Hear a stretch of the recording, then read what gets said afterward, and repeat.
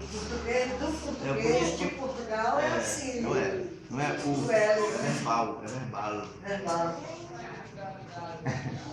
Bom, pessoal, deixa o pessoal chegar ali. Mariana. É nessa porta aqui. A gente tá tirando foto dos meus grisalhos. Não, tô Eu filmando. orgulho desses grisalhos.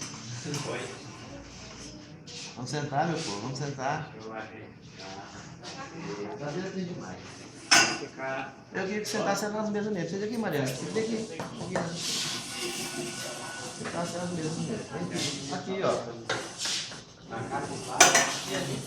E aí, gente? Não, aí não. Aqui. É. Vem aqui, vai comigo. Aqui na mesa.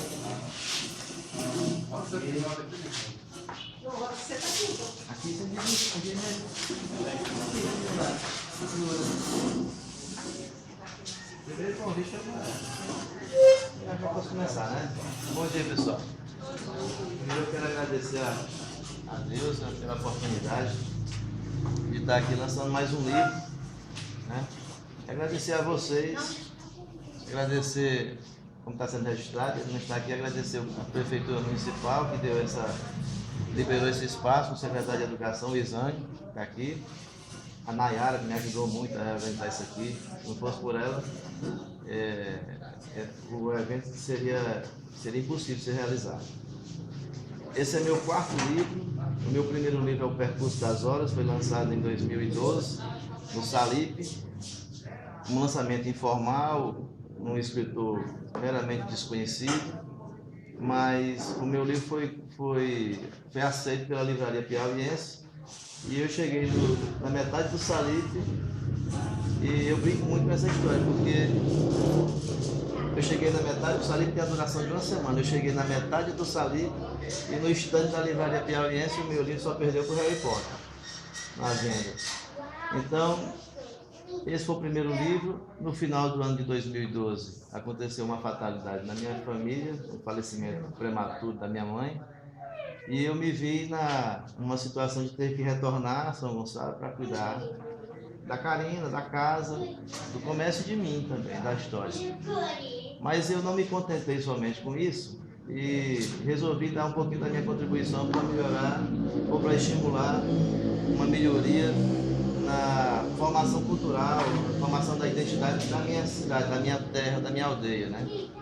Eu não nasci em Teresina, em São Gonçalo, nasci em Teresina, mas eu digo sempre que o lugar, eu sigo muito um pensamento do Gabriel Garcia Marques, um escritor que eu gosto muito, colombiano, que faleceu esse ano. Ele disse que o lugar da gente é onde a gente tem algo enterrado, não é onde a gente nasce. E aqui eu tenho motivo de sorte para dizer que essa terra é minha. Então, no ano passado, eu lancei o meu segundo livro, que eu participei de um prêmio literário, e essa editora que organizou o prêmio, ela gostou muito da minha forma de escrever poesia. Ela perguntou se, além daqueles poemas que eu tinha colocado para participar do prêmio, se eu tinha outros. Eu disse que tinha. Ele falou: você tem 10 poemas? Eu digo: tenho. Dá para mandar? Eu posso mandar. Com 10 dias eles perguntaram: você tem 20 poemas? Eu digo: tenho. Dá para mandar? Dá para mandar. Depois: você tem 30? Eu digo: eu tenho 50. Pois mande os 50. Esses 50 poemas, eles eram... Eu não pensava em escrever um segundo livro com o título de No Limiar do Absurdo, que é o meu segundo livro. E quem fez a capa foi a Ana Cláudia, que está aqui, a capa do meu segundo e do meu terceiro livro. Mas, porque seria apenas um livro só, que era o Sobre a Transcendência do Silêncio. Como esse livro estava participando de um prêmio, e nada pode garantir a gente que vai ganhar, principalmente no concurso nacional, eu apostei minhas fichas no segundo, que a editora estava propondo a publicar. Eu não perdi a chance. Acontece que eu tive a graça de Deus do segundo livro, que era para ser o segundo livro, que estava concorrendo ao prêmio, com 80 candidatos de livro inédito, ele ficou em terceiro lugar, foi um dos vencedores. Então lá se vai mais um livro publicado, que era para ser somente 2 livros, o segundo livro em 2013, acabou tendo um livro em 2012 e 2 livros em 2013. Só que como fruto do prêmio, como eu fiquei em terceiro, eu fui o terceiro a ser editado. Então, eu lancei meu primeiro livro em 2012, eu lancei o segundo livro em 2013 e agora em maio deste ano eu lancei o terceiro livro, que foi o livro vencedor do concurso. Mas essa história toda é para chegar no Esboço de Nudez, que é o livro que eu estou lançando aqui agora com vocês. esse livro, como eu participei do concurso, enquanto o concurso rolava, eu continuei escrevendo. Porque eu tenho essa característica de escrever, não sei se escrevo bem, mas escrevo muito, escrevo de forma constante. E esse livro foi escrito entre novembro e dezembro de 2013. Eu escrevi esse livro em 2 meses. E no final de dezembro, final do ano, eu mandei para a editora Penalux, porque um amigo meu, que é poeta, e eu conheci por conta do concurso da Literacidade, que ele não foi um dos vencedores, mas acabei fazendo uma amizade com ele. Chama-se Souza também, Ayrton Souza, é de Marabá, do Pará. O Ayrton disse: Natan, o seu material já pode ser mandado para a Penalux. Aí eu olhei o site da Penalux e vi a Penalux muito rica, muito sofisticada, de Guaratinguetá, em São Paulo. Eu disse: não, ainda não. Eu acho que eu ainda não vou chegar em São Paulo ainda não. Eu acho que dá. E um dia eu resolvi mandar esse material. Mandei para lá e eles mandaram uma resposta dizendo: nós vamos demorar a responder, porque nós temos muitos originais para avaliar. Eu disse: não, eu não tenho pressa. Eu já estava ainda no afã do terceiro livro que ia ser publicado, o livro premiado, que vinha com selos de livro premiado. Qual é o escritor que não quer? Eu sei que no mês de fevereiro eu recebi um e-mail lá, quando eu abria de manhã cedo minha caixa de e-mail, estava lá: eu gostaria de te comunicar que o seu livro está aprovado, aprovado assim com letras garrafais.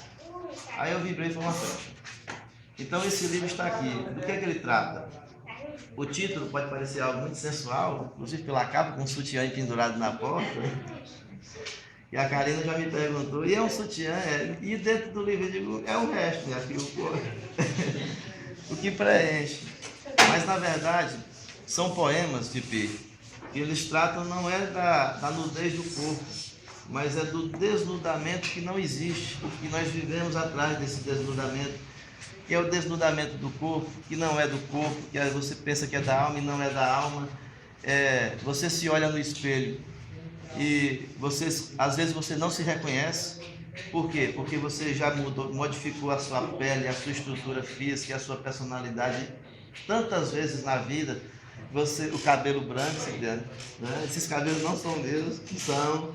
Então tantas vezes na sua vida você se modificou, a vida resolveu colocar você diante de uma situação que você tivesse que fazer essas transformações para que você se reencontrasse e se perdesse a cada momento.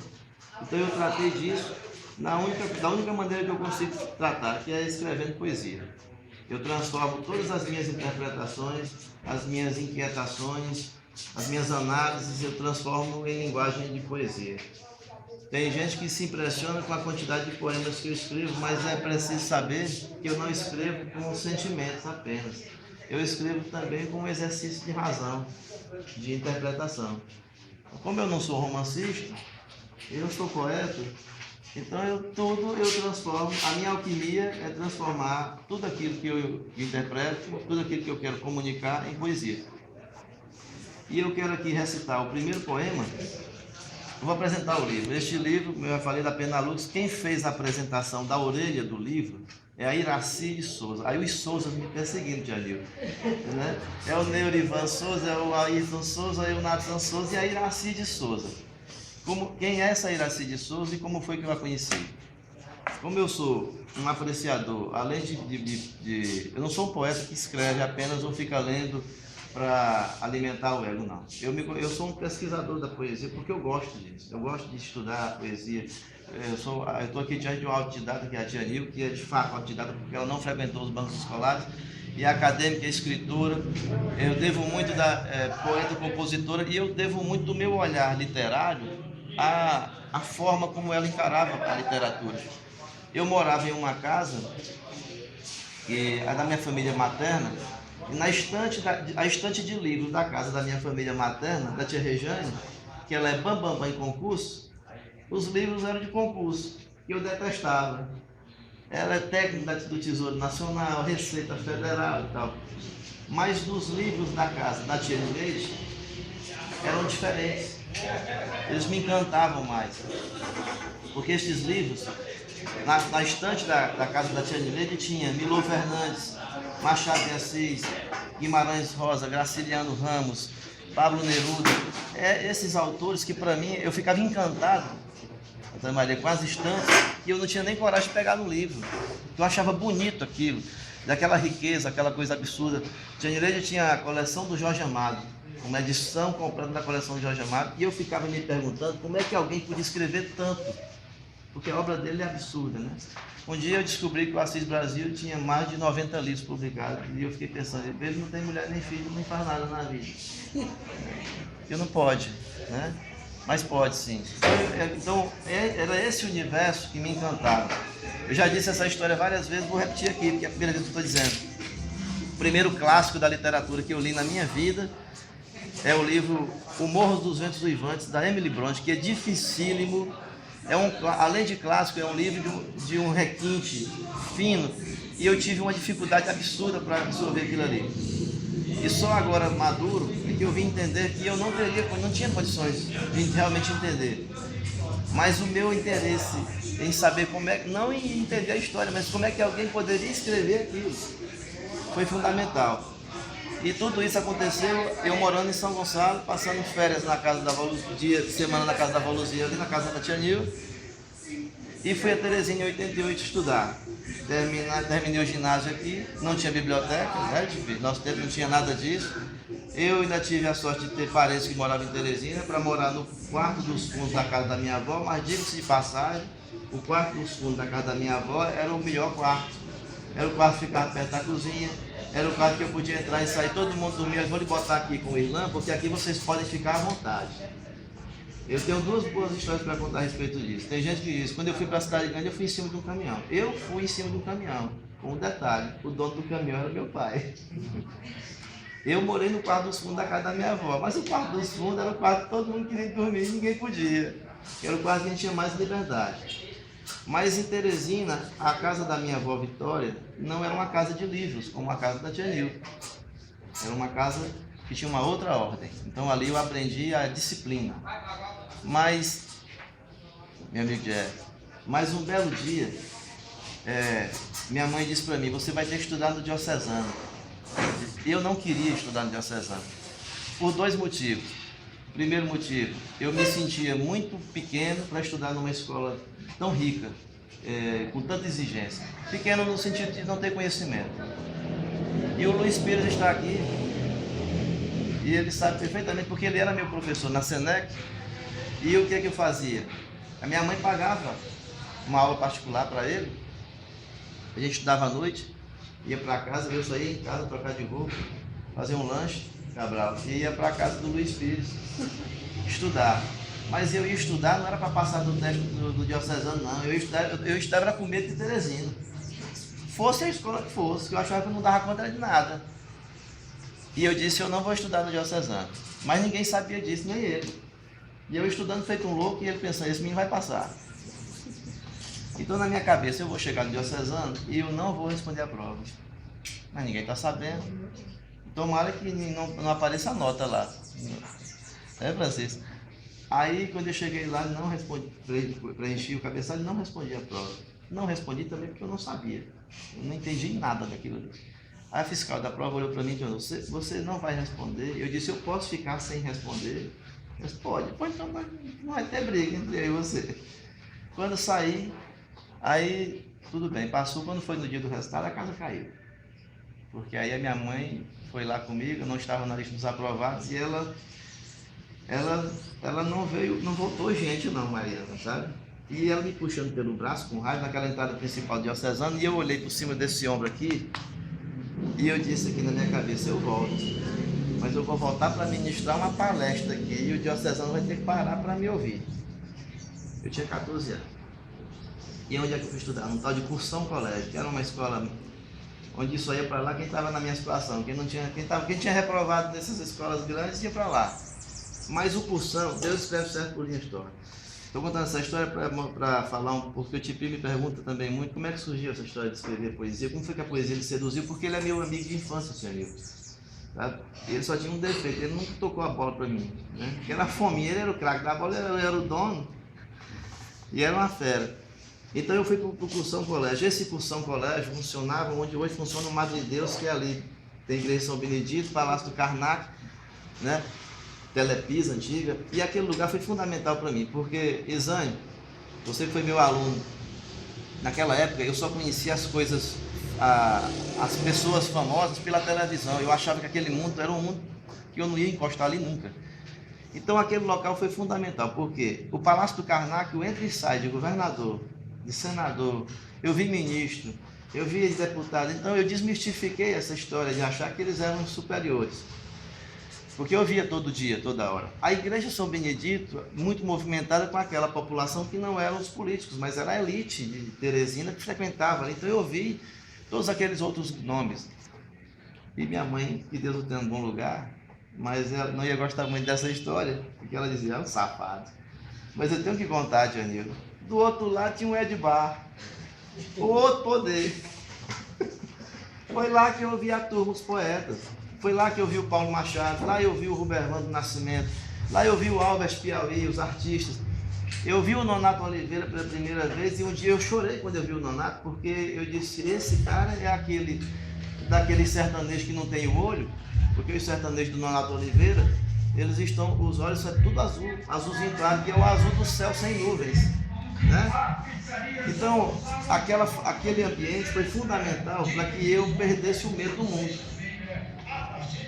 E a poesia hoje foi que surgiu. Um belo dia, eu encantado com Teresina, já achava que não ia mais me engolir. Eu já estava encantado com aquela coisa prosaica e muito movimentada, e uma velocidade toda, todo dia era uma novidade. Eu me lembro que eu e o Irlanda, a gente fazia Irlanda todo dia, nós vamos por uma rua, a gente ia a pé, que é perto, vamos voltar por outra para conhecer a cidade. Eu me lembro, nós passamos 2 anos caminhando e mudando de rua. Que é rua demais, coisas novas. Um dia, eu cheguei mais cedo do que o Irlanda e fiquei ali naquela pracinha que fica ao lado da Igreja São Benedito, com o material, isso março de 1988. Eu abri um livro chamado Língua, Literatura e Redação, volume 1, José de Nicola, capinha amarela. Eu abri o livro assim, a moda de um evangelho.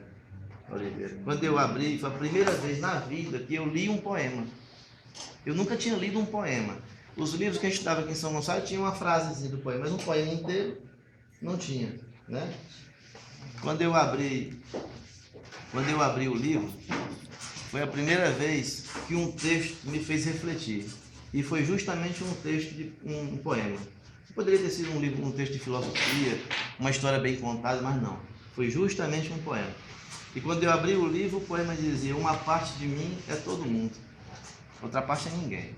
Fundo sem fundo. Uma parte de mim é permanente, outra parte se sabe de repente. Uma parte de mim almoça e janta, outra parte se espanta.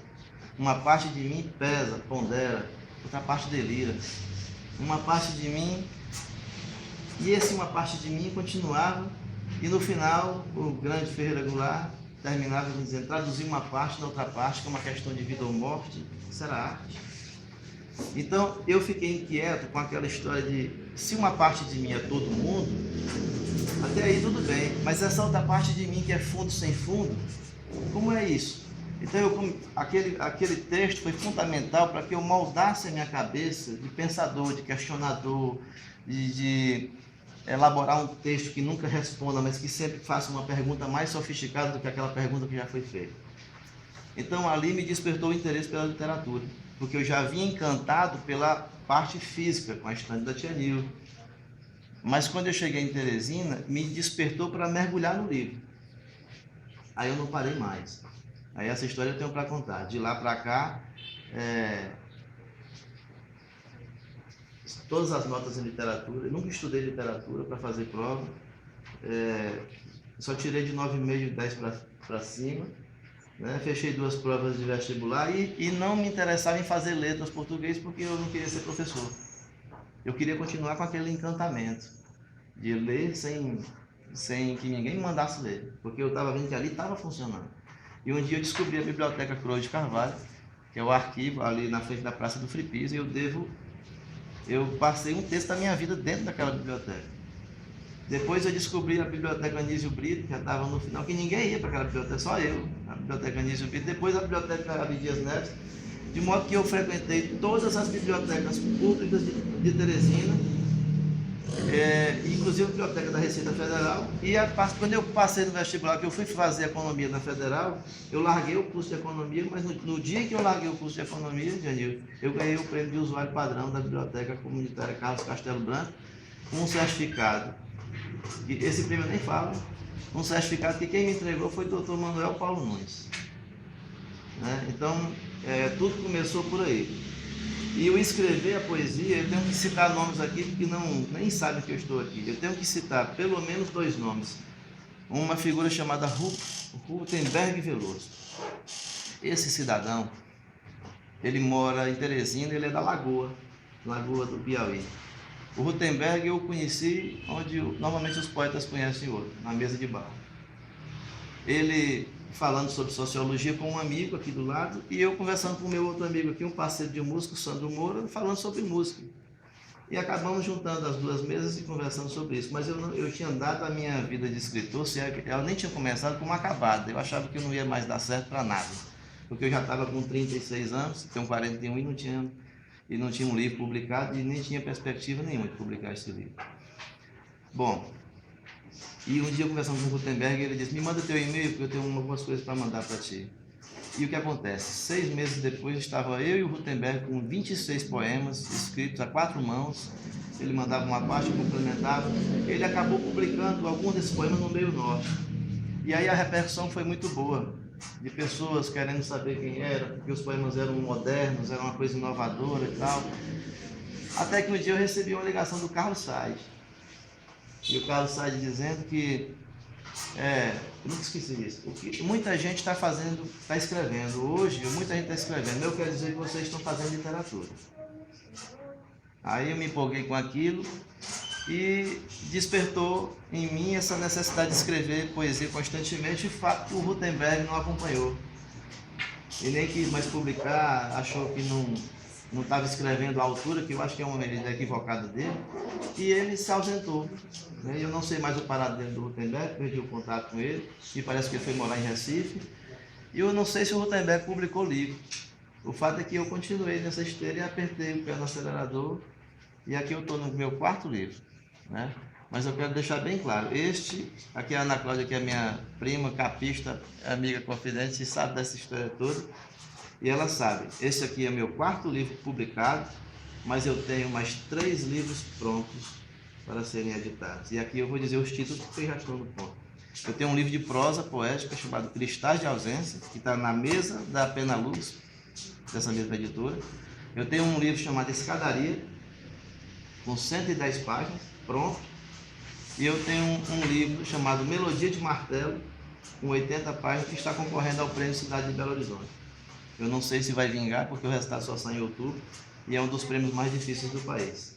É um prêmio que só premia um livro no Brasil e paga 50 mil reais. É difícil. Então, esse livro é o meu cartão de visitas para um escritor profissional, porque ele vem de uma editora grande, um selo editorial. Então, essa é um pouquinho da minha história para chegar até aqui, nesse esboço de nudez. E eu dediquei este livro ao Zé Capucinho, o Zé Zeca, meu avô, porque nos momentos mais difíceis da minha vida como escritor, eu senti que quando as coisas estavam alavancando, a presença dele. E ele não tinha relação nenhuma com isso, porque até meu pai, quando se foi, eu ainda não tinha livro publicado. Quando papai faleceu, 4 anos depois, foi que eu publiquei o meu primeiro livro. A mamãe viu. A mamãe viu essa história toda. E eu quero aqui recitar o primeiro poema desse livro, que é o poema título, Um Esboço de Nudez. Para quem chegou depois, Nayara, eu estou dizendo aqui, não tem nada de sensualidade, né? Aqui é a sensualidade da alma, embora tenha um sutiã bem aqui pendurado no trinco da porta. O poema diz o seguinte: ainda que eu arrastasse o corpo como um móvel eterno, nômade, mapeando o acaso passo a passo, e que além do limite dos olhos restasse um fulgurar de esperas, adornando o desolado vale de risos, nada sairia de mim além de uma solução lacrimal destilada na química dos desenganos, caso meus ouvidos adormecessem na ausência de teu canto de transcender abismos. E desta incúria que da falta flama, Desnudam-se as dores na carne cindida, desbotam-se as cores na alma que clama. Quando dos sentidos não restarem nenhum eletrochoque ou instrumento pontiagudo, e em vão for o uso da bússola em alto mar, procurarei fora de teu rascunho outras linhas de tinta, mesmo que herméticas, para formar contornos e rabiscos. E ao prescindir de borracha, régua e compasso, desenharei um esboço de nudez sobre um céu pontuado de asteriscos.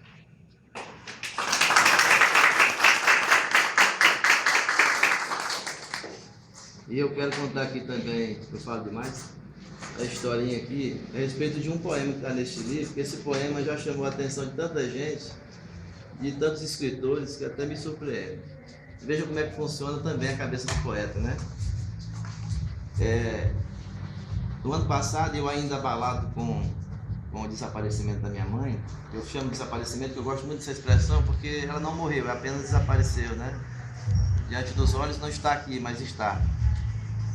E para mim era tudo muito estranho, porque essa casa onde eu moro hoje não foi a casa da minha vida, eu não morei ali. A Karina, eu nem morei muitos anos com a minha irmã, né? Não sabia nem como era conviver com ela, porque eu ia passar o final de semana, voltava. Mas enfim, a realidade era outra. Então estava lá uma casa nova, um dono novo, uma dona nova, né? Porque ela não era dona até então. De madrugada, como eu sou morcego, tipo que também é outro, não dorme, né? Tipo, eu fui até a cozinha tomar água. Lá em casa, para quem conhece, tem um espelho na copa, a copa cozinha tem um espelho horizontal. E quando eu abri a geladeira, eu olhei para o espelho, não me reconheci, e aí não reconheci mais nada, né? Achei tudo estranho. Que casa é essa? Que situação é essa? Tomei água e voltei. Aí voltei, tentei dormir, acordei e escrevi um poema chamado Cristalino, que está no meu livro sobre a transcendência do silêncio. E eu falo dessa situação, deparo-me com o espelho da cozinha e falo disso. Bom, o tempo passou, eu foi um dia recebi uma visita ilustre demais, tia Carmen Célia, irmã de Jamil, uma pessoa adorável, minha mãe Maria, tinha maior admiração por ela, artista plástica, e mora em Salvador. E o mais curioso, ela chegou aqui justo no dia da inauguração da secretaria da CEMIG. A Karina ficou lá na CEMIG e fui lá conversar com ela lá em casa. Imagina uma pessoa que eu tinha visto a tia Carmen Célia quando meu pai estava doente no hospital. Aí eu encontrei com ela de novo 4 anos lá em casa. Então uma pessoa dessa chegando na sua casa, você vai conversar sobre os familiares, né? Nós falamos sobre tudo, menos sobre os parentes. Ela começou a falar, eu comecei a puxar para a poesia, porque eu sou chato para isso, e ela começou a falar das artes visuais, e nós ficamos aqui entre artes visuais e poesia, e a Cláudia chegou e foi embora. E a Cláudia chegou e continuou. E eu falei assim, naturalmente eu perguntei sobre os prêmios, e eu falei assim, eu tenho uma ligação muito forte com as artes plásticas. E muitos poemas meus eu cito alguns pintores, já citei Salvador Dalí, Leonardo Oliveira, Frida Kahlo, enfim, vários. Aí ela disse, eu disse Francisco de Goya, que é um escritor, que é um pintor espanhol. Ela disse, não, Goya não, eu não gosto de Goya. Porque Goya tratou de temas duros, a morte, esses temas difíceis. Se eu fosse aí, quando eu for à Espanha, eu quero visitar Velázquez. E Velázquez, para quem não sabe, tem um quadro que é um enigma até hoje, que chama-se As Meninas. Porque ele, é como se ele estivesse pintando o reflexo dele. Mas ele pinta o fundo do quadro que ele também está pintando. Então é muito difícil entender que ele é uma genialidade. Tudo bem. Eu não pensei nesse quadro, nem pensei no poema que eu tinha escrito no passado, nem pensei mais nada. Tia Carmen Célia foi embora, um mês mais ou menos depois. Lá se vai na frente de novo, na frente do espelho.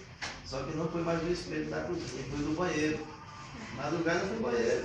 O espelho é grande e eu lá. Aí bati o olho no meu próprio olho e fiquei naquela mesma pergunta dela. Quem é esse cara que está aí? Vai ficar doido, né?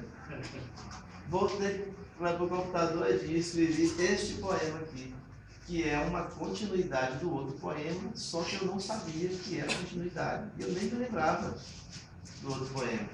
E o poema chama-se Novo Instante, tinha que se chamar. Deparo-me novamente com o espelho. E mais uma vez, no mesmo instante do reflexo, dá-se o espanto. Como posso ser tantos e tão outros, sendo apenas eu? Pergunto. Mas perguntar a quem? Se entre o que vejo e o que penso de mim não há mais ninguém. Há um eu, e eu não o reconheço como sendo meu. Mas se ainda penso, e se o que vejo não corresponde ao que conheço, falta-me talvez outro modo de invenção.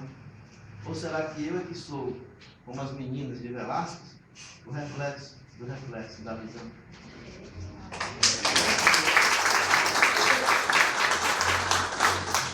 E agora eu queria que a senhora recitasse, falasse um pouco também, né, que é poeta. Eu estou quase sem condições. Nada. Porque eu acho assim, eu vinha dizendo para o Marconi o quanto eu tenho admiração por este pedaço de chão aqui, que hoje a gente chama a cidade de São Gonçalo. Porque os administradores foram extremamente respeitosos com os espaços públicos. Essas praças que não foram invadidas pela